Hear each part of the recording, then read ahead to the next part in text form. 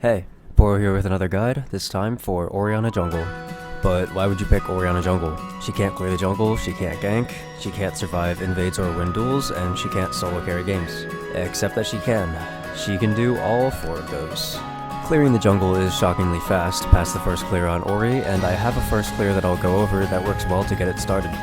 While her ganks can be suboptimal, she does have an AoE slow, and her ganks past 6 are fine. Orianna does win duels due to her W's movement speed field, as playing around it speeds you up and slows them down for kiting. And Orianna can 100% carry games, as her shockwave is a super powerful team fighting tool, and the jungle build focuses on her passive to output the consistent damage that carries need. To start it off, I'll go over the first clear. You start on blue buff and you take E. You don't actually need a leash, but if you do get one, make sure that you're very careful with the patience bar.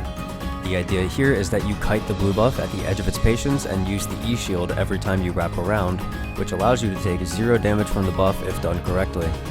You'll then level Q and take wolves and raptors using similar kiting and finish it off with a red buff before heading to scuttle at level 3. If scuttle is impossible, you can do krugs and reset. After this initial hurdle of getting used to her first 4 camps, Orianna can power through the jungle just as fast as the best power farming junglers in the game.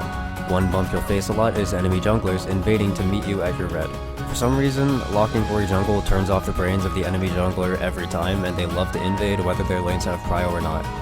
I always tell my team in champion select to prepare enemy invade at red at 245, and there are many occasions where we just collapse on the invading jungler for first blood. To get into what your goal is, Ori wants to rush her 2-item power spike as fast as possible before she can really carry teamfights. Your first item is Nashor's Tooth, and your second item is Manamune. Nashor's synergizes with Ori's passive, as Ori deals more damage to targets with each auto attack that hits them, stacking 3 times. Getting this passive stacked with attack speed means that Ori is doing a metric fuckton of unhit damage. Manamune synergizes due to how often you'll be auto attacking, combined with how short your cooldowns on abilities are. Ori is spamming abilities and auto attacks all fight, so you'll get maximum usage of Manamune. These 2 items turn Ori into a magic damage marksman with self-peel tools in her W slow and ult CC. It's also with these items that allow Ori to be one of the fastest jungle clearing champions in the mid-game, with you easily being able to reset camps alone to hit 9 or 10 CS a minute. One of the big flaws with Ori jungle is her inability to take the first 2 dragons alone, but this can be remedied by playing for topside and going for Herald instead, an objective that will do 0 damage to you. Dragons are easily soloed once you get Nashors. For boots, I like to go Berserker's Greaves, but Ionian and Sorks could definitely see play. To finish off the build, you'll go a mythic item third, followed by a Death Cap and a Void Staff. Your mythic options will usually be between one of 4 choices. Riftmaker can allow you to deal a lot of damage and have a bit more survivability. Everfrost gives you 1 more tool for self-peel and extra mana for Manamune. Leandries is Ori's standard mythic and deals the most damage.